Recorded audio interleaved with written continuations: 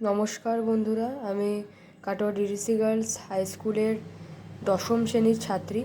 আজ আমি অভিনব প্রকাশনীর ভট্টাচার্য ব্রাদার্সের যে ফিজিক্যাল সায়েন্স বইটি আছে সেটির যে first chapter concern about our environment বা পরিবেশের জন্য ভাবনা, সেই চ্যাপ্টারের যে অনুশীলনী সেইগুলোর কোয়েশ্চেনগুলো নিয়ে একটু আলোচনা করব।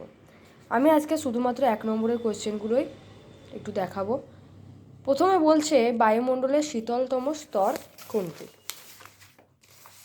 দেখো, বায়ুমণ্ডলের শীতলতম স্তর হচ্ছে মেসোস্ফিয়ার।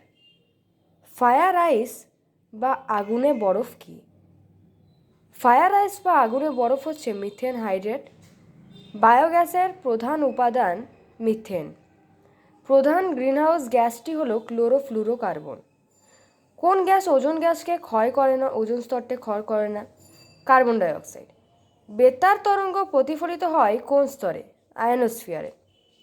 সৌরশক্তি জীবাশ্ম জ্বালানি নয়। একটি অপ্রচলিত শক্তির উৎস হচ্ছে বায়োগ্যাস। ওজোন স্তর বায়ুমণ্ডলের স্ট্র্যাটোস্ফিয়ার স্তরে অবস্থান করে। আর মিথেন হাইড্রেটের সংকেত বইয়েই আছে 4CH4 23H2O।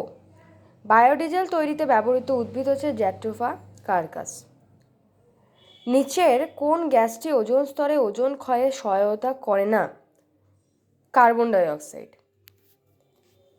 এবার তোমাদের আছে VSAQ বা very short answer type question. একটি জৈব গ্রিনহাউস গ্যাস, দেখো মিথেন লিখেছি। বায়োগ্যাস উৎপাদনে কোন ধরনের ব্যাকটেরিয়া দায়ী? Methanogenic bacteria. একটি পুনর্নবীকরণযোগ্য শক্তি হচ্ছে সৌরশক্তি। সুইট গ্যাস হচ্ছে মিথেন। বায়ুমণ্ডলের ট্রপোস্ফিয়ার স্তরে বৃষ্টিপাত হয়। বায়ুমণ্ডলের স্ট্র্যাটোস্ফিয়ার স্তরকে শান্তমণ্ডল বলে। বায়ুমণ্ডলের থার্মোস্ফিয়ার স্তরে মেরুজ্যোতি দেখা যায়, এটা আয়নোস্ফিয়ার লিখলেও হবে।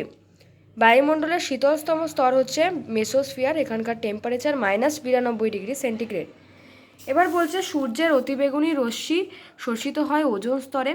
বায়ুমণ্ডলে এক্সোস্ফিয়ার স্তরে কৃত্রিম উপগ্রহ থাকে। মিথেন হাইড্রেটের সংকেত দেখো লেখা আছে। একটি বায়োফুয়েল হচ্ছে বায়ো ইথানল, বায়ো ইথার প্রভৃতি। স্থিতিশীল উন্নয়নের ধারণাটি হলো বর্তমানে যথোপযুক্ত ও পরিমিত ব্যবহারের মাধ্যমে ভবিষ্যৎ প্রজন্মের জন্য সম্পদ গচ্ছিত রাখা।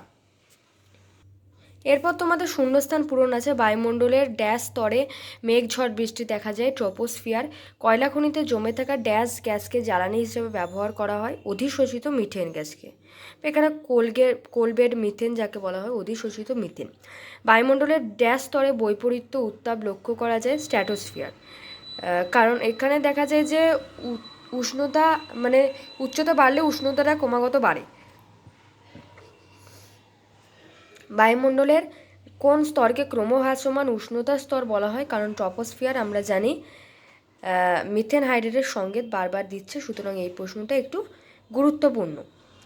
এবার বাম স্তম্ভ ডান স্তম্ভ আছে, দেখো। নাইট্রোজেন একটা greenhouse gas, methane greenhouse gas. Greenhouse gas হচ্ছে কার্বন ডাইঅক্সাইড, জীবাশ্ম জ্বালানি হচ্ছে অনবীকরণযোগ্য সম্পদ। এই ছিল আমার আজকের ভিডিও। তো আমি পরে 2 মার্কসের যে কোশ্চেনগুলো আছে সেই 2 মার্কসের কোশ্চেনগুলো একবার দেখাবো। তো ভিডিওটি ভালো লাগলে সাবস্ক্রাইব করো আর শেয়ারের মাধ্যমে অন্যান্য বন্ধুদের মধ্যে ছড়িয়ে দিও।